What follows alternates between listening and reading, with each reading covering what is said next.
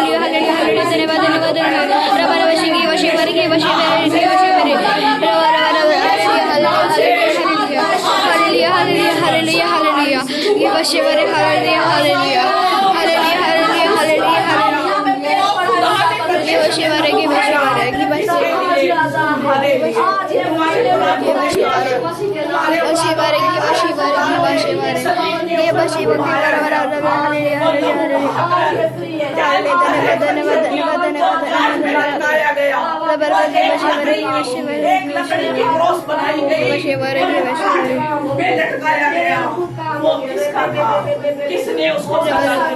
हम पापियों ने, हम पापी हैं। न्याय और शिफा खुदा से गुनाहों का इकरार करो। आज तुमने कोई भी व्यभिचारी है जिसने अपनी जिंदगी में में पाप किया है। अगर कोई झूठ बोलता है छोड़ दो, कोई बेईमानी करता है छोड़ दो, कोई लालच करता है तो छोड़ो। वो सलीब पर खड़ा होके 39 कोड़ा खाया, काट पे लटकाया गया वो खुदा मेरा, उसने लहू बहाया, उस खुदा ने उस माता मारा, मरियम का बेटा था। कोई माँ अपने बेटे को कुर्बान होते हुए देख सकती है, मेरी बहन नहीं। लेकिन वचन में क्या लिखा है माता मरियम के बारे में कि उसने क्रूस पर क्या अपने बेटे को मरते हुए देखा। हमारा कलमा क्या बताता है जो लूका में लिखा है वचन में। आप लूका की पुस्तक निकाल के वचन पढ़ो, क्या कहता है वहाँ पर लिखा है जो वचन। माता मरियम रोने लगी और माता मरियम ने देखा, उसने फिर भी सलीब के ऊपर लटका है। खुदा से कहता है, क्या कह रहा है अपने पिता से, क्योंकि पुत्र पिता का कहना माना। जब क्या होता है पुत्र पिता का कहना मानता है और वो कहता है जो मेरे पिता ने आज्ञा दी मैं उसको पूरा करने आया हूँ। और क्या हुआ वहाँ पर, वो माता मरियम देख रही थी और विलाप कर रही थी। उसने अपने चेले से क्या बोला, चेले से कहने लगा उसका जिससे खुदा प्यार करता था, खुदा यूहन्ना से प्यार करता था क्योंकि यूहन्ना उसके साथ रहा करता था। और जब यूहन्ना उसके साथ रहता था तो खुदा ने यूहन्ना से बोला मैं तो जा रहा हूँ अपने पिता के पास, लेकिन तुम मेरी माँ का ध्यान करो। क्या बोला खुदा ने, बोलो। खुदा को चिंता है, अपनी माँ की चिंता है उसको। कहता है ध्यान रखना मेरी माँ का। और वो कह के अपने बाप से अपने जो उसका प्यार करता था मित्र था जो उसका, और खुदा ने अपनी स्लीप पे अपनी जान दे दी, अपनी माँ को सपुर्द कर दिया। आज खुदा तुम्हें भी खुदावन यीशु मसीह तुम्हारी बीमारियों से तुम्हें छुटकारा, तुम्हें हर चीज से खुदा आजाद करेंगे। अपने मनों में रखो और अपने मनों में कहो, क्योंकि पिता और पुत्र एक है, पिता भी एक है पुत्र भी एक है, और पुत्र ने पिता का आज्ञा का पालन करा। जब वो वहां पर उसकी जब पकड़वाने का दिन था, उसका समय आ चुका था, वो वहां पर क्या हो रहा था, यीशु आंसू बहा रहा था। रात गया पहाड़ पर प्रार्थना करने गया, और जब वो प्रार्थना कर रहा था तो उसका आंसू बह रहा था, उसका लहू की तरह टपक रहा था। उसने कहता है कि एक अगर ये मेरे से प्याला जो कि उसका किसका प्याला था, वो खुदा के दुखों का तकलीफों का मेरे से दूर हो जाए, गुजारने का नहीं, अगर तेरी मर्जी है पिता तो पूरा हो जाए।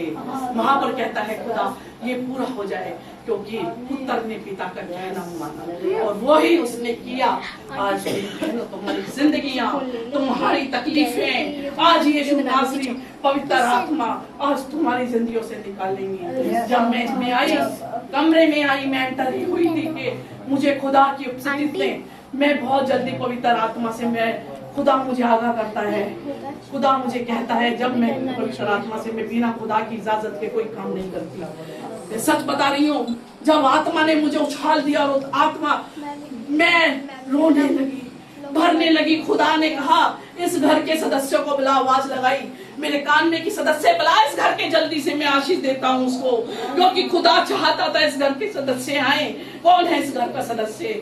हमने बुलाया और जब प्रार्थना करी तो खुदा जुम्बिश कर रहा था, ऐसे जुम्बिश हो रही थी। ये बच्चे नहीं, ये इस्राएल का घराना है खुदा की, ये जाति है खुदा की प्रजा